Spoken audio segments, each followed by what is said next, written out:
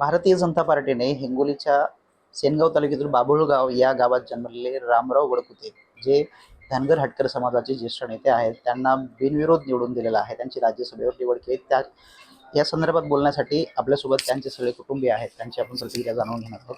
आम्ही सध्या परभणीमधल्या त्यांच्या घरी आहे. अ, काय सांगाल? काय वाटतं? पहिली प्रतिक्रिया काय आहे? ते आता खासदार झाले. काय बोलू? काय नाही, चांगलं वाटतंय आता खासदार झाल्यामुळं. आम्ही खूप आनंद झाला. अपेक्षेच्या वरचं जास्त वाटलं नाही, एवढ्या अपेक्षा भेटल म्हणून त्याच्यावरचा आम्हाला आनंद झाला. एक सभा झाली छोटी खाडी आता, त्याच्यामध्ये वाकोडकर जे भाजपचे नेते आहेत ते म्हणत होते की वहिनी खूप रागावल्या होत्या, ते विधानसभा सोडून तिकडे गेल्या विधान परिषदेला असताना. तो काय किस्सा काय होता नेमका?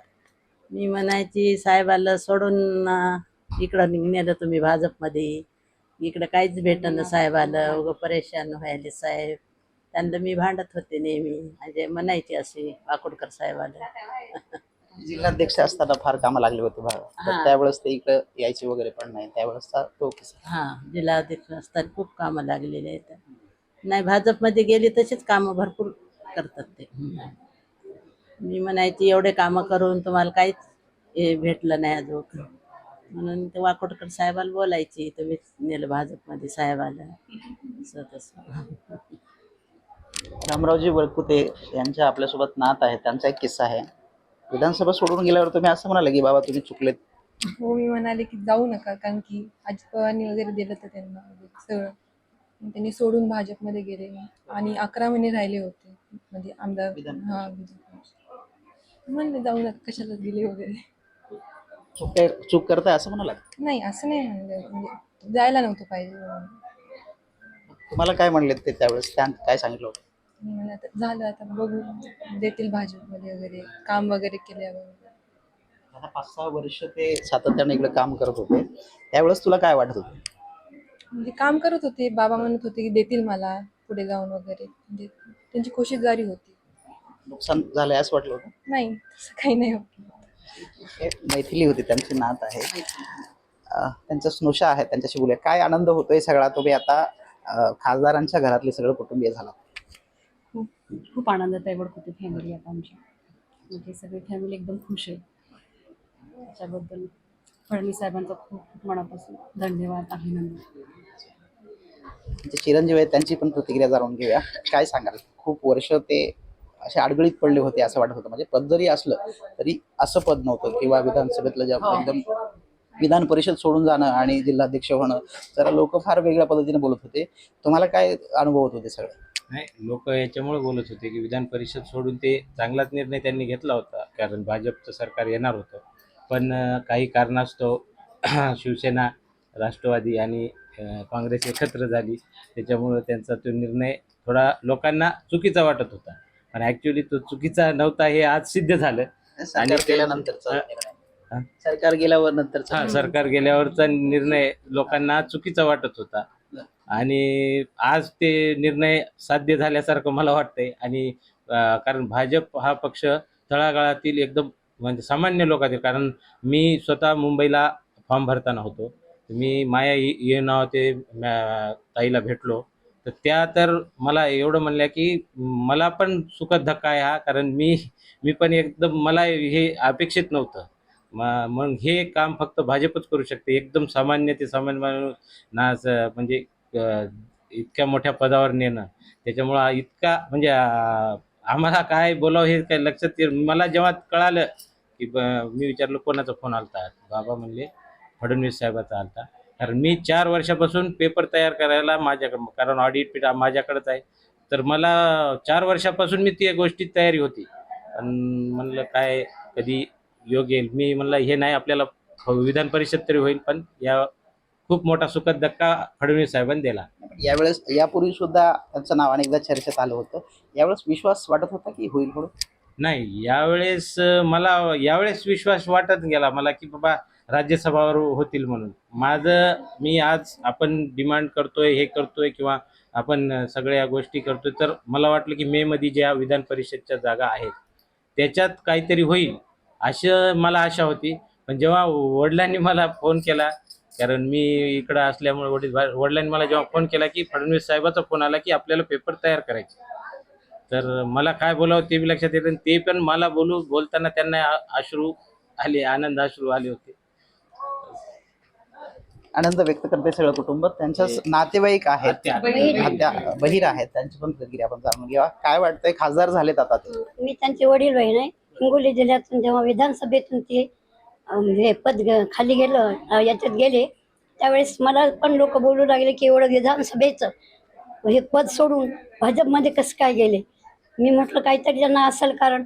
ज्यावेळेस भाजपमध्ये जिल्हाध्यक्ष केलं त्यावेळेस मला आशा वाटली की कशी तरी बसाय जागा भेटली माझ्या भावाला, पुढं असेच नेतील अशी मला आशा होती. पण राष्ट्रवादीचे लोक म्हणू लागले की इकडं एवढे पद असून साहेब कसं काय गेले भाजपमध्ये.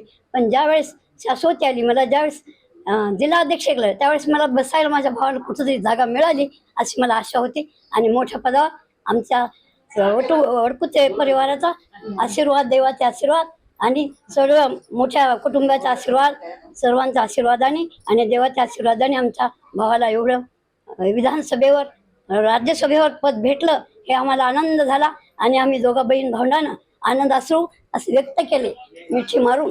मला तुम्हाला विचारायचं आहे, वडकुते कुटुंबाचं पूर्वीचं कसं होतं? सगळं तुम्ही ज्यावेळेस लहान होता त्यावेळेसची परिस्थिती नेमकी कशी होती आणि काय काय तुम्ही सगळं भोगलंय? आमचे वडील थोडे राजकीय याच्यात होते, पण ते गाव हे असल्यामुळं आम्ही शिक्षणाला बाहेर गेले. बाहेर बेलोऱ्यामध्ये ते मॅट्रिकला पहिल्या नंबरवर आला. नंतर इकडे परभणीला आले. तिकडचं गाव सोडून खेडा असल्यामुळं शिक्षणाची व्यवस्था नव्हती. पण राजकीय पहिला आमचा वारसा म्हणजे वडील आमचे राजकीय याच्यात पदावर होते, छोट्या मोठ्या सदस्य, जिल्हा परिषद. मग नंतर ते परभणीला आले. मग परभणीला आल्यानंतर त्यांचा चांगली प्रगती होत गेली. भरपूर करायच्या सोबत त्यांनी प्रगती केली आणि त्यांच्या स्वतःच्या कष्टाबळावर मात्र एवढं खरं त्यांनी ते स्वतःच्या कष्टाबळावर तेवढी उच्च पदावर गेले. मॅट्रिकला पहिला नंबर कोणाचा? वडकुते साहेबांचा. बेलोरा या गावात, रामराजी वडकुते. पुसद तालुक्यामध्ये बेलोरा या गावात मॅट्रिकवर वडकुते साहेबाचा पहिला नंबर आला. अजून सुद्धा बोर्डावर त्यांचं नाव आहे. आता जाता वेळेस त्यांनी सांगितलं, हात जोडून, त्या गावातून आम्ही जात होतो कारल्याला, त्यावेळेस त्यांनी हात जोडून सांगितलं तुमच्या गावचा विद्यार्थी आज राज्यसभेवर नियुक्त झाला, असे हात जोडून त्या गावाला विनंती केली. त्यांचे बंधू पत्रकार आहेत वडकुते साहेब, त्याच्यासोबत गेले. काय सांगाल, काय तुमची काय प्रतिक्रिया आहे? काय नाही, आम्ही लहानपणापासून म्हणजे 1987 पासून धनगर समाजाचं काम करतोय आणि धनगर समाजाचं काम करतात आणि परभणी जिल्ह्यामध्ये आणि पूर्ण महाराष्ट्रामध्ये धनगर समाजानं आम्हाला फार मोठं केलंय आणि आम्ही धनगर समाजाची पूर्णतः ऋणी आहोत. कारण ज्या परभणीला पहिला मुख्यमंत्री शंकरराव चव्हाण यांचा सत्कार घेतला होता भाऊंनी आणि आमची सगळ्या धनगर समाजाच्या टीमनी आणि शिवाजीराव शेंडगे बापू पासून त्यांचे सगळे ओरिजिनल गुरु धनगर समाजाचे राज्यमंत्री शिवाजीराव शेंडगे बापू यांच्यापासून त्यांना बाळकडून मिळालेला आहे आणि तिथून धनगर समाजाचं आम्ही पूर्ण काम करत गेलो आणि आज परभणी जिल्ह्यात आणि हिंगोली जिल्ह्यासाठी धनगर समाजाला भूषणाची बाब आहे की हे पद, राज्यमंत्री पद बंधूंना मिळालं. त्याबद्दल मी सर्व धनगर समाजाचा पूर्णतः अभिमानानं, गर्वानं जय मल्हार म्हणतो. धनगर समाजाचे प्रश्न सुटतील असा तुम्हाला विश्वास वाटतो का आता, कारण ते थेट दिल्लीमध्ये गेले? नाही, आम्ही पूर्णतः प्रयत्न करणार आहेत कारण आमचा अगोदरच ऑलरेडी धनगर समाजाचा हा पूर्णतः त्या सवलतीमध्ये आहेच. फक्त महाराष्ट्रामध्ये ज्यावेळेस महाराष्ट्राची निर्मिती झाली त्यावेळेस तिथं फक्त स्पेलिंग मिस्टेक झालेली आहे. धनगड हा महाराष्ट्रामध्ये नाहीच आणि ते लादले गेलेलं आहे आमच्यावरती. हे फक्त दुरुस्ती करायची आहे की पूर्णतः अगोदरच आम्ही ऑलरेडी अनुसूचित जमातीमध्ये आहोत. फक्त धनगड आणि धनगर हे एकच आहेत एवढंच फक्त महाराष्ट्र शासनाला आणि केंद्र सरकार सिद्ध करायचं आहे. तुम्हाला असं वाटतं? 100% आम्ही त्याच्यासाठीच प्रयत्न करणार आहेत कारण आम्ही ऑलरेडी फक्त आम्हाला त्याच्यातला एक क्यू माहीत नव्हता. ते आमच्या अनाडी समाज असल्यामुळे आता आमचा सर्व समाज सुरक्षित झालेला आहे. त्याच्यामुळे आम्ही सुशिक्षित झाल्यामुळं आम्हाला तो क्यू दुरुस्त करता येईल आणि 100% आम्हाला हे खात्री आहे की आम्हाला त्याच्यात यश मिळेल. तर ते खासदार रामरावजी वडकुते यांचे कुटुंब आहेत, त्यांनी निवडीनंतर जे आहे ते मोठा आनंद व्यक्त केलाय. खासदार वडकुते यांचं औक्षण केलं आणि नक्कीच धनगर समाजाचे आणि इतर नागरिकांचे प्रश्न सोडवण्यासाठी खासदार वडकुते काम करतील असा विश्वास व्यक्त केला. व्हिडिओ जर्नलिस्ट गणेशसह गजानन देशमुख, TV9 मराठी, परभणी.